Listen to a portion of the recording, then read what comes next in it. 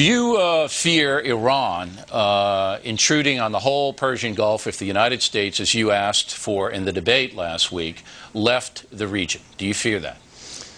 Well, I fear that they might want to do that, but I think our policy is leading to that. Everything that we do enhances the Ahmadinejad crowd in Iran. There's a dissenting force in Iran, and everything we do to undermine that government, we have our own CIA over there now trying to undermine that government. In doing that, we bring all their people together, so the ones who want to dissent and oppose him are, they lose their power to do so. So I would say our policy is doing everything conceivable to enhance Iran. Just the whole invasion of Iraq has helped Iran. Well, that may or may not be true. They're the one. It may or may not be true. I mean, it's a evident. debatable issue. I'm not going to say it isn't true, but it's a debatable issue. But look, as we saw in the summer war last year, Iran can arm and finance a force like Hezbollah and cause a lot of trouble. And the United States doesn't have anything to do with that at all. So I think that in our national security situation, we have to assume that Iran is an aggressive nation, that it wants to injure the United States, and is going to use surrogates to do it. Now, if you have an Iran actively seeking nuclear weaponry, as you do, and if you have the ability of that country to hand it off to a Hezbollah or an Al-Qaeda or anybody else, you withdraw from the region, you give them carte blanche to do what they want. Do you not, Congressman? See, I think you're concerned about the wrong country right now, because more than half of the Al-Qaeda that are committing suicide in Iraq right now are Saudis, and nobody even talks about that. I'm concerned about all the things, but when they're seeking a nuclear weapon, when a country's seeking a nuclear weapon that's a danger to the USA, a stated danger, and you want to withdraw from the theater, that gives them carte blanche to do what they want, does it not? Well, first off, you have Pakistan, and they're not exactly the most pro-Western but I'm talking about Iran, Congressman. I'm not talking about Pakistan at this point. Why don't you ever let me, answer because you're not directly answering the question, sir. Because no, I do not fear them as you do, as many do, because they want another war. They want to spread this war. This has been the plan by the neoconservatives to have this major overall, this revamping of the whole Middle East, precisely the reason the Al-Qaeda is growing. The Al-Qaeda is growing because of our policy. Our national security is threatened because of our policy, and it makes it much worse. So I see the Iranians as acting logically and defensively. We've been fighting the Iranians since 1953.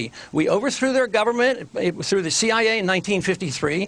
We were allies with Saddam Hussein in the 1980s, and we encouraged him to invade. All right, so I just want to get Iran. we don't need a history lesson, but I do want to get this on the record. You have to understand. I do understand the region, man, but we don't have time to do the history lesson tonight. I just want to get this on the record. You don't fear Iran, even though Iran has demonstrated it can start a war, which it did last summer with its Hezbollah surrogates, and it stated that it wants to do damage to Israel, wipe it off the face of the earth, and is developing a nuclear weapon. And you don't fear them? Yes, I worry about it. I'm concerned about it. But what I'm saying is the very policy that you advocate is encouraging that. What I'm saying, Bill, is this. They put it in perspective. They don't have a weapon. They're not likely to get one in 10 years, according to our CIA. That's not true. That's not true. I mean, everybody says it's 5 years or less, and without us in the theater, it's going to happen a lot quicker.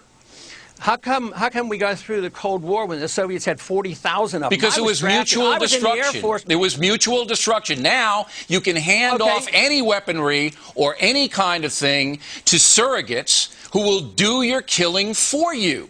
If you don't think Iran is sponsoring terrorism, you're living in a land of Oz, Congressman. Well, so Saudi Arabia. What are you going to do with Saudi? What are you going to do with Pakistan? It's not a government policy of Saudi Arabia. It's just their failure to do any effective policing. It's policy in Iran to wipe out Israel, to attack USA.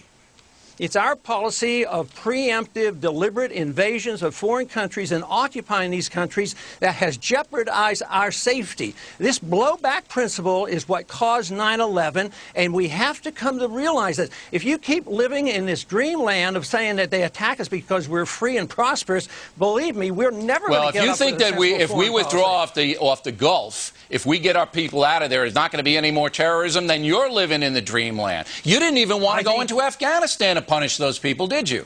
You're wrong, Bill. You're wrong on that. I voted for that. So you be careful on your quotes. I mean, you're just in the quoting debate, things you out said of you thin don't air. want to be there. You don't want to be in Afghanistan. Well, they didn't do what we were supposed to. We were supposed to go after Osama bin Laden. We let him go into Pakistan. We didn't let him go that anywhere. instead He escaped in there. That's war. That's what happens in I war. know.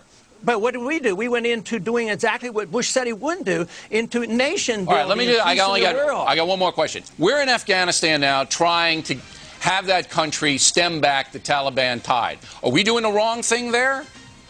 Right now, we're doing the wrong thing because we didn't do what he was authorized to do. The president ignored going after bin Laden, and we don't need to be in nation building. We need to defend this country and defend our national security, and our national security interests are not served by the policy that we're following in the Middle East. It's undermining our national security. Congressman, we got it. We'll have to come to realize it. We got it, and we appreciate the lively debate. Thanks for appearing tonight.